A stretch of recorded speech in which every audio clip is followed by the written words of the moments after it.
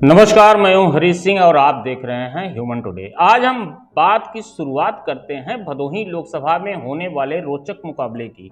आप सोच रहे होंगे कि अभी तक एक दल को छोड़कर दूसरे दलों ने प्रत्याशी ही घोषित नहीं किया है।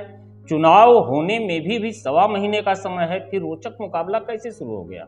यदि आप ऐसा सोच रहे हैं तो आपको बता दूं कि मुकाबला प्रत्याशी घोषित होने के बाद ही शुरू नहीं होता, बल्कि एक प्रभावी दल जब अपना प्रत्याशी घोषित कर देता है तो मुकाबला उसी समय से शुरू हो जाता है।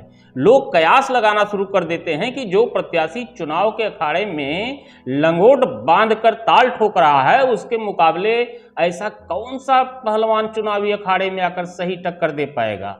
मौजूदा समय में भदोही लोकसभा के सांसद रमेश चंद्र बिंद हैं, लिहाजा आज के एपिसोड में हम बताएंगे यदि उन्हें दोबारा मौका मिलता है तो किस दांव पेच से अपना जलवा दिखा पाएंगे। उनके तर्कस में ऐसा कौन सा तीर है जो चुनाव के महाभारत में ब्रह्मास्त्र का काम करेगा। लोकसभा भदोही में जब इंडिया गठबंधन ने अपना प्रत्याशी घोषित किया, तभी से तुलनात्मक विवेचना शुरू हो गई है। लोग चर्चा करने लगे हैं कि भाजपा भदोही में कौन सा ऐसा सेनापति मैदान में उतारेगा जो इंडिया गठबंधन के पहलवान को चुनावी अखाड़े में पटकनी देने में सफल हो पाएगा। अब तो भदोही में सर्वविदित है कि इंडिया गठबंधन ने ललितेश पत त्रिपाठी को चुनाव मैदान में उतार दिया है। ललितेश पत त्रिपाठी राजनीति के नए चावल नहीं हैं जिन्हें आसानी से कोई भी मसल देगा। ललितेश पत त्रिपाठी जब अपने आंगन में ठुमक ठुमक कर चलना सीख रहे थे, तभी से अपने घर में राजनीति की विषाद विस्ती देखते हुए चले आए हैं। बचपन से जवानी तक का सफर राजनीति का दांव पेच देखते देखते तय किया है। आज जो राजनेता दिल्ली की ऊंची ऊंची कुर्सियों पर बैठकर जमहाइयां लेते नजर आ रहे हैं, उनमें से कई चेहरे ऐसे भी होंगे जिन्हें अपनी चौखट पर दस्तक देते हुए ललितेश पत त्रिपाठी ने बचपन में देखा होगा। जवानी की दहलीज पर कदम रखते रखते ललितेश पत त्रिपाठी एक परिपक्व राजनेता बन चुके थे। 35 साल की उम्र में मिर्जापुर मड़िहान के विधायक बन गए। 2014 के लोकसभा चुनाव में जब देश में मोदी की लहर चल रही थी, जब कांग्रेस के कई प्रत्याशी अपनी जमानत बचाने के लिए तरस रहे थे, तब मिर्जापुर लोकसभा में अपना दल सोनेलाल की मुखिया अनुप्रिया पटेल को कांग्रेस के टिकट पर ललितेश ने कड़ी टक्कर दी थी और दूसरे नंबर पर है। 2019 में भी मोदी के साथ योगी लहर में जमकर मुकाबला किया था। जीत भले ही न पाए हों, किंतु दूसरी जगह बना ली थी। अब भदोही लोकसभा में इंडिया गठबंधन से भाजपा को टक्कर देने के लिए उतर गए हैं। अब बात करते हैं भदोही में भाजपा के प्रत्याशी की। भाजपा से टिकट पाने की दावेदारी कई लोग कर रहे हैं। आज हम उन सभी दावेदारों के नाम नहीं लेंगे, बल्कि बात करेंगे दावेदारी में प्रमुखता से शामिल चंद चेहरों में से एक मौजूदा सांसद रमेश चंद्र बिंद की। चंद दिनों पहले मैंने एक समीक्षात्मक वीडियो बनाया था जिसमें चर्चा किया था, क्या रमेश चंद्र बिंद ने अपने 5 साल के कार्यकाल में कोई ब्राह्मण विरोधी कार्य किया। वह वीडियो जब प्रकाशित हुआ तब कई लोगों के फोन कॉल आए, कई लोगों ने व्यक्तिगत मिलकर अपनी बातें भी रखी। उन्हीं बातों के आधार पर हम चर्चा करेंगे कि ललितेश के सामने यदि रमेश बिंद को उतारा जाए तो कितना मुकाबला कर पाएंगे।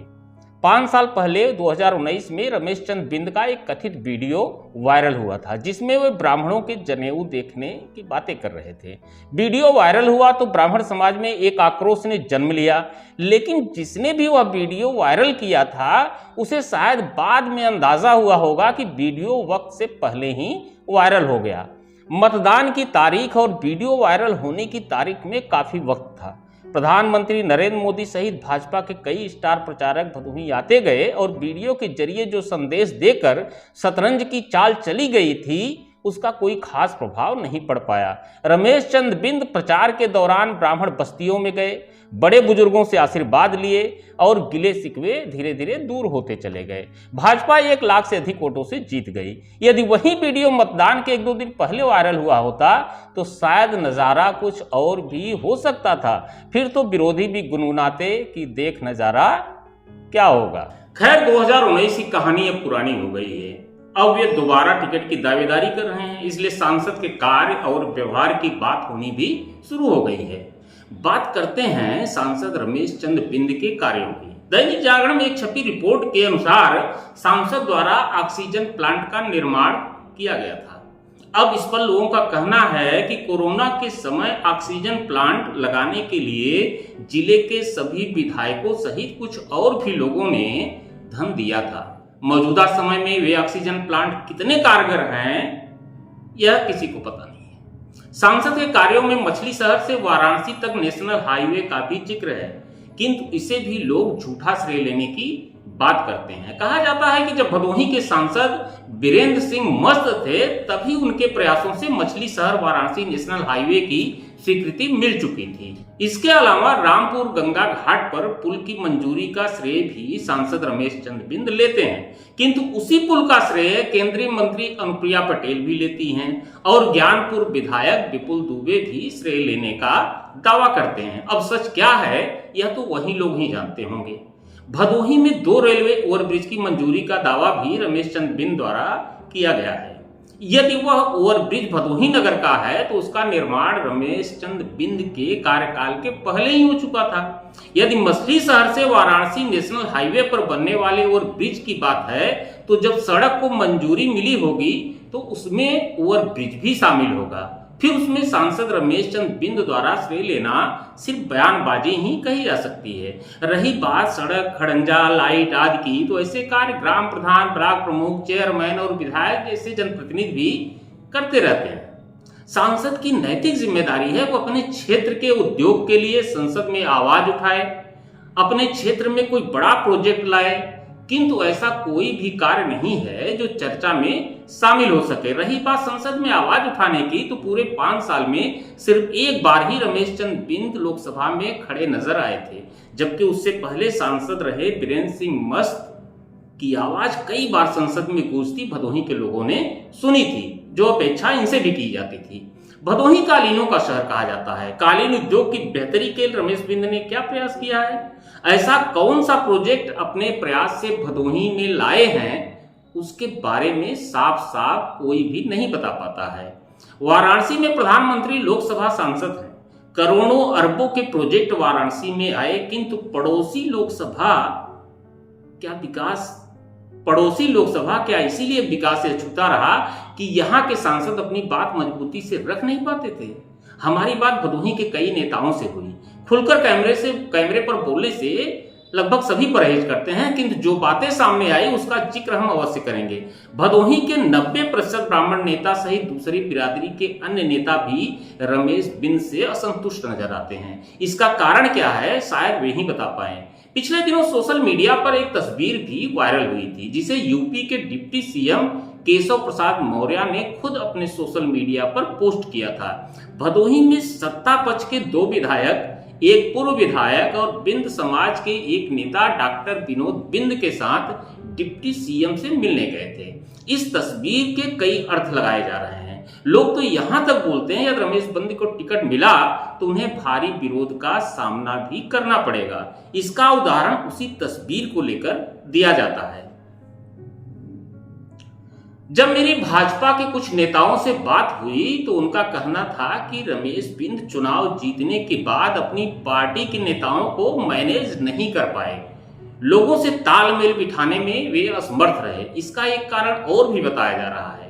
सांसद रमेश बिंद के साथ रहने वाले उनके इर्द गिर्द कुछ ऐसा घेरा बना लिए थे जो भाजपा के कई नेताओं को रास ही नहीं आ रहा था। लोग कहते हैं कि अपने इर्द गिर्द रहने वालों की ही सुनती रहे, उन्हीं की सलाह पर निर्णय लेते रहे। जो लोग रमेश बिंद को घेरे रहते थे उनके व्यवहार से भी लोगों का सम्मान प्रभावित होता था। कहा जाता है कि रमेश चंद्र बिंद को जिस दायरे में कैद कर लिया गया था उस दायरे से निकलकर उन्होंने कभी सोचने की कोशिश नहीं की। इसका परिणाम यह हुआ कि लोगों से दूरियां बनती गई और लोगों का विश्वास वे खोते चले गए। जो लोग उनसे असंतुष्ट थे उनसे मिलकर दूरियों को खत्म करने की कोशिश नहीं की गई। लोग बताते हैं कि रमेश बिंद का यह भी एक नकारात्मक पहलू है।